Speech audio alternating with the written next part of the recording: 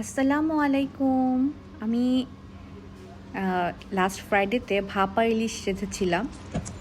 তো আমার যেহেতু ভিডিও করতে ভালো লাগে, একটু রেসিপি শেয়ার করতেও ভালো লাগে, তো আমি ভাবলাম এটা একটু ভিডিও করি। ইলিশ মাছটা শুনে মাখানোর পরে আমার মাথায় আসলো যে ভিডিওটা করি। তো এখানে আমি বেসিক্যালি সব কাটা মশলা দিয়ে ইলিশ মাছটা মাখিয়েছি।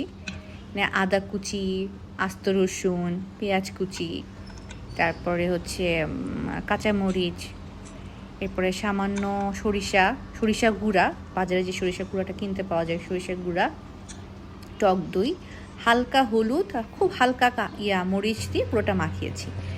মাখানোর পরে একটা কাচের বোল, যেটা আমার কড়াইতে ফিট করবে এরকম, মানে ভাপে রাখতে পারবো সেরকম একটা বোলে আমি, মানে এটা টেম্পার্ড গ্লাসের বোল, এটাতেই রান্না হবে, মানে এটাতেই আমি সার্ভ করব, সেভাবে আমি এই বোলটা চুজ করেছি। তো এটাতে সব ঢেলে দিলাম।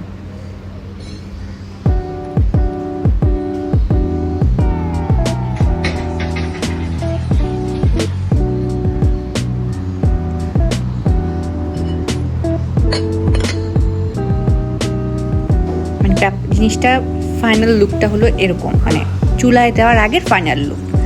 চুলা এই বোলটার ভিতরে আমি যে নিচে একটা কি বলে এটাকে আমি ঠিক জানি না, ওটার উপর কাচের বোলটা দিয়ে আমি ঢেকে দিলাম। এভাবে রান্না হচ্ছে প্রায় 1 ঘন্টা। মানে অনেকক্ষণ না হলে কিন্তু মাছটা ঠিক করে সিদ্ধ হবে না। তো প্রায় 1 ঘন্টার পরে আমি একবার চেক করেছি। আর এই যে এখন যে ক্লিপটা দেখা যাচ্ছে, আমি যেটা ঢাকনাটা উঠিয়েছি, এটা প্রায় 1.5 ঘন্টা পরে। প্রায় 1.5 ঘন্টা পরে। তো এই মানে আমি উঠানোর আগে জাস্ট দেখতে যেতে ভালো লাগে, এই কারণে আমি কাচের ঢাকনাটা দিয়ে দিয়েছি। মানে উঠানোর সময় খুব সাবধান। আমি ঠান্ডা হওয়ার সুযোগ দিইনি, গরম গরম সার্ভ করতে চেয়েছি টেবিলে, এই জন্য আমি গরমটাই উঠিয়ে নিয়েছি।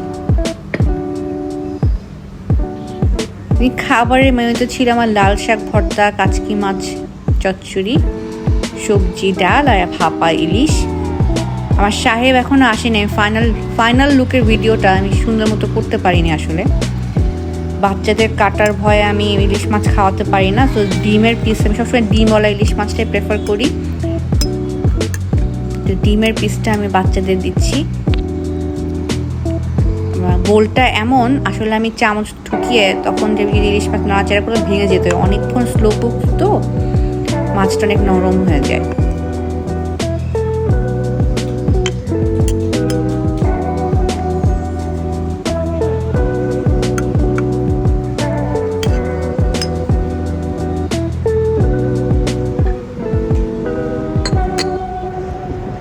সাহেব আসার পরে আমি আর উনি খেলাম।